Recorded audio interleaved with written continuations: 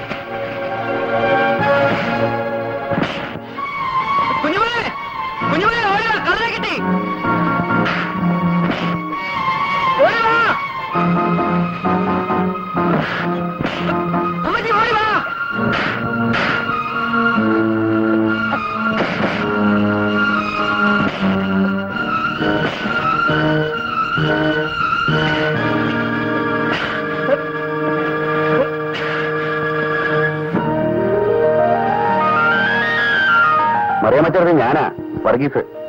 കർത്താവേ, വർഗീസ്.